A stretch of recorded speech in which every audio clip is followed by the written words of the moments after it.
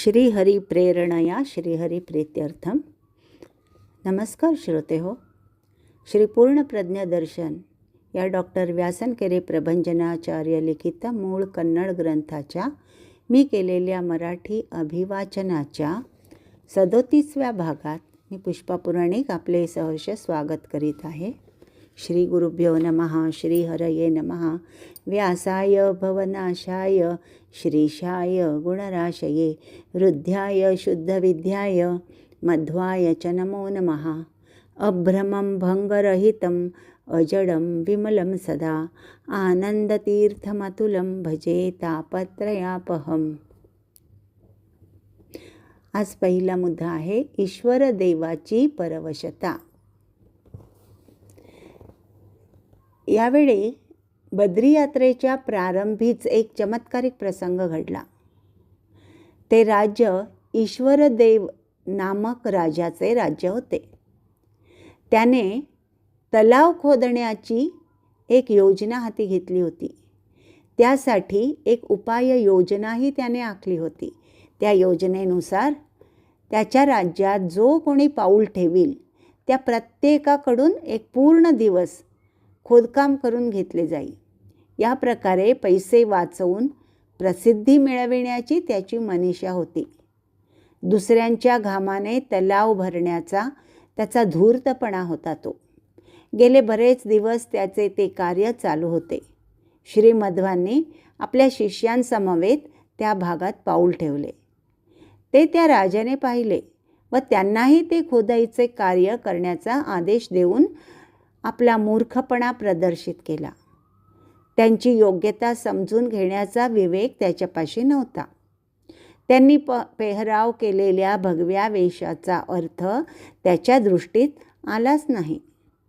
खननादी कार्य तर दूर, पण पाणी विहिरीतून काढणे, तुलसी खुडणे, फुले आदी झाडावरून काढण्याचे कार्यही शास्त्रांनी यतिवर्यांना निषिद्ध सांगितले आहेत.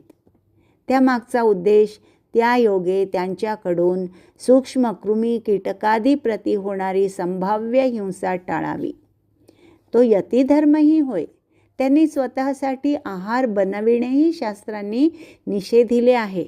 शास्त्रानुसार यतींना त्यांचे धर्मानुष्ठाचरणासाठी इतरांनी सर्वतोपरी सहाय्य करणे अनिवार्य ठरते.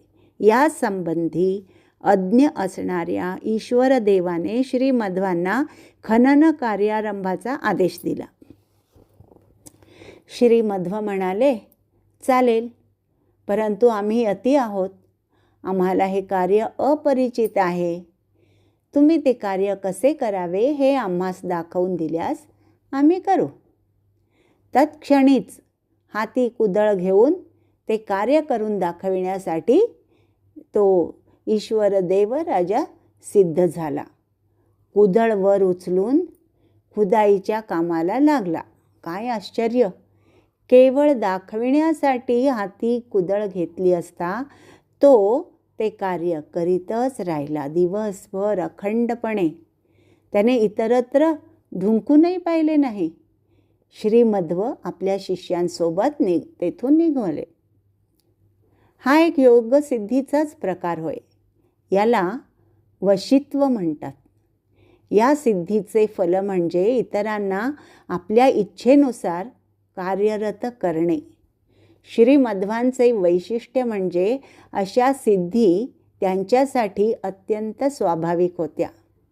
त्या ईश्वर देवाला त्यांनी खोदकार्यात गुंतवून ठेवले. यावरून श्री मध्वांची थोरवी दिसून येते. ईश्वर देव नावाप्रमाणे स्वतःला ईश्वरोहम देवोहम समजून स्वतःच ईश्वर असण्याच्या भ्रमात होता. अशा वृत्तीचे वर्णन भगवद्गीतेत आसुरी वृत्ती म्हणून करण्यात आले आहे. प्रयाणिकांना अशा तऱ्हेने वेठीस धरून त्यांच्याकडून जबरदस्तीने काम करून घेणे ही ती आसुरी वृत्ती निदर्शनास आणते. तळे विहिरी उपलब्ध करून घ्याव्यात, त्यात गैर काहीच नाही. अशी कामे हाती घेतलीच पाहिजेत. परंतु अशा कल्याणकारी योजनेसाठी कोशातील निधी वापरला गेला पाहिजे. त्यासाठी जनतेचे शोषण होता कामा नये. त्याच्या या दुष्ट प्रवृत्तीला योग्य शासन देणे हेच श्रीमध्वांना अभिप्रेत होते. श्रम दुसऱ्यांचे, फळ मात्र स्वतःला, अशा शोषक वृत्तीचे समर्थन धर्मात बसत नाही. धर्माला ते मान्य नाही. बकासुराचा संहार करून एकचक्र नगरावरील अरिष्ट भीमसेनाने जसे नष्ट केले, तद्वत या ईश्वर देवालाही योग्य तो दंड देऊन त्या प्रांतीय जनतेवरील अरिष्ट भीमसेनावतार असणाऱ्या श्रीमध्वांनी दूर केले. त्याच्या म्हणण्यास प्रतिकार न करता आणि स्वतःच्या यतिधर्माचेही पालन करीत हा प्रसंग अर्थपूर्ण बनविला, कल्याणकारी बनविला हा खरा योग. श्रीमध्व हे सकल जीवांना प्रेरित करणारे मुख्य प्राण आहेत. सर्व कार्यप्रेरक असणाऱ्या श्रीमध्वांनी हे परिवर्तन घडवून आणले. त्यात नवलते काय? आज आपण येथेच थांबत आहोत. पुन्हा भेटूया क्रमशः पुढील भागात. तोपर्यंत नमस्कार, धन्यवाद.